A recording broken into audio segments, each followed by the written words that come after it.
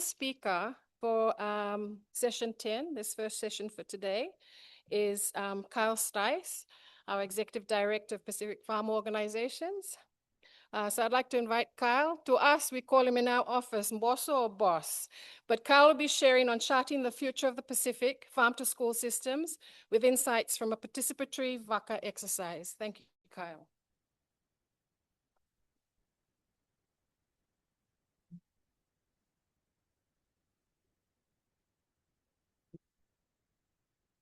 Honorable Minister and distinguished participants, it's great to be here this morning. Please forgive me, my voice is a little bit hoarse. 2 days ago, my son graduated from high school. Thank you. So there was a lot of cheering, a lot of lays, and in the midst of all of that, I lost my voice. So I have 4 children, and I guess this is one of the reasons or one of the qualifications for being able to speak here today. Can you put up your hand if you are a parent? If you are an auntie, an uncle, grandparent who looks after children. So that means we're all qualified at some level to be here, and we have a vested interest in this subject. I thank God every day for the health of my children. My youngest daughter is 11 years old, and her primary school has a school garden. And I'm very proud to say that she is in the garden club at her school garden. And she's very talkative. So, of course, she told her teacher responsible, hey, my father is a farmer. And in fact, I identify as a farmer. So for the last 2 years, I've been volunteering in my daughter's school garden. Mostly I go when the students are not there, and I bring planting material and we do some pruning. So this one day I was working in the garden, and I saw this little boy come up to the gate of the garden. He opened the gate, he came inside, and he went straight to these bean plants. He was looking at the bean plants, and then he moved across to the little nursery. He was looking at the nursery, and then there was a teacher who followed him also into the garden. So I started to speak to the teacher, and she told me that this student is special needs. He has autism in particular, but with his autism, he is still in the regular mainstream school. But at least once a day, he gets overwhelmed. Too much noise, too much stimulation, and the woman who was there, she wasn't the teacher, but she's a learning aide. And she brings this young boy to the garden. She says within 1 or 2 minutes of him getting to the garden, he calms down. He knows exactly the plants that he wants to go and see. And so for me, this is also why we are here. I'm going to pause a little bit in this story because I also want to shout out not just my 4 kids, but my wife. My wife hails from Savu-Savu, Vanuatu, and she is an educational assistant just like that woman that works with special needs children. Okay.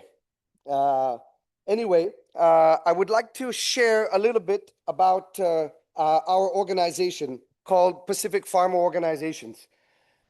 My colleague Angela, Mohinesh, Mere, they've been here the last couple of days, and our membership is across 15 Pacific Island countries, and we represent grassroots farmer organizations.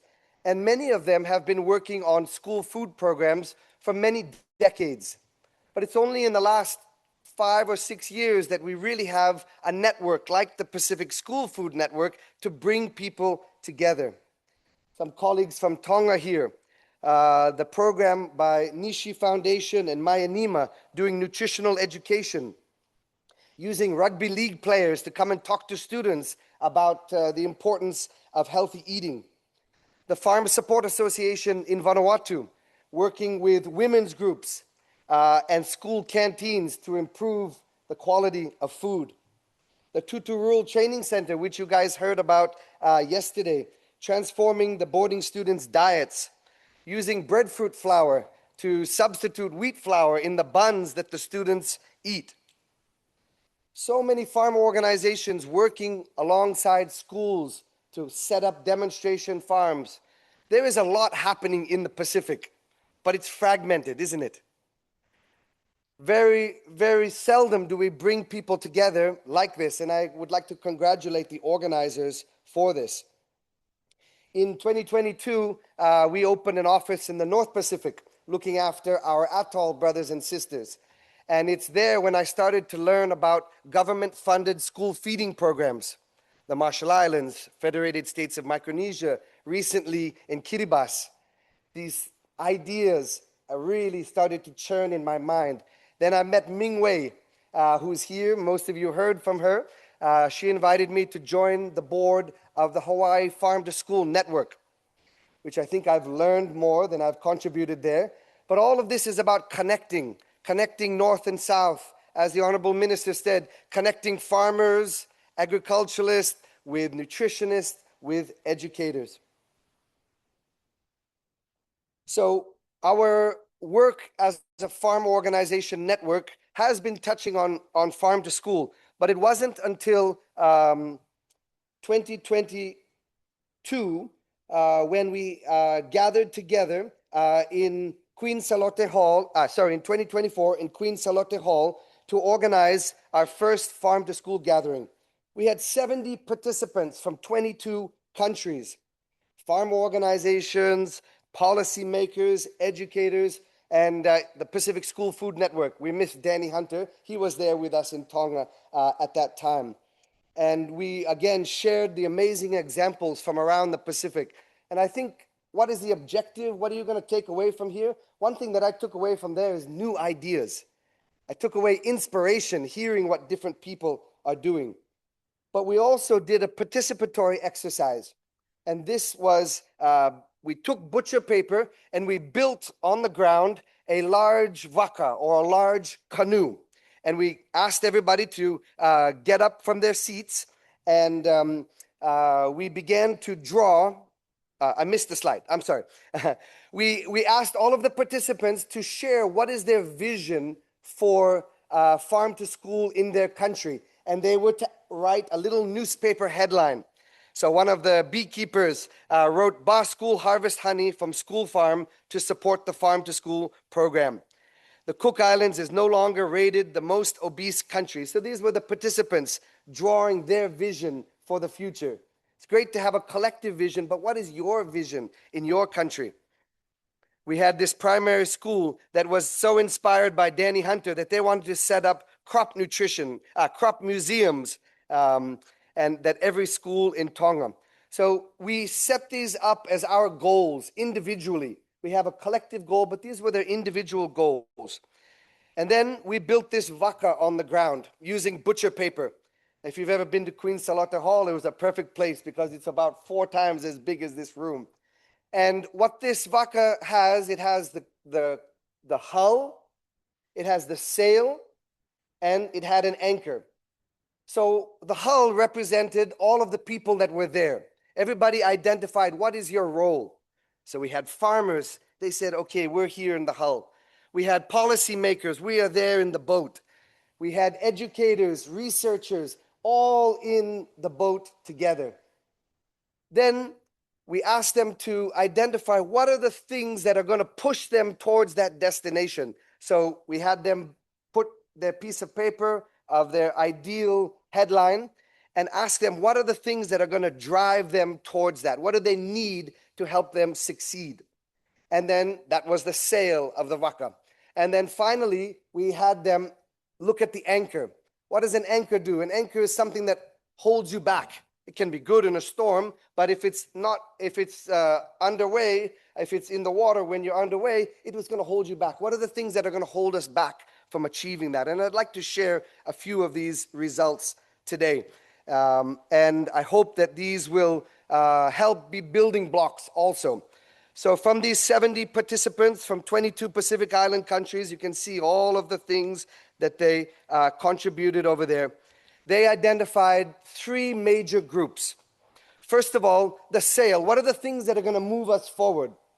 From these 70 people, the vast majority identified funding and financial support as the key driver to move forward this vision for farm to schools. We need long-term accessible funding from government and ministries. That was the loudest ask. The second one, and I'm so proud to see the Honourable Minister here, is that we need government leadership.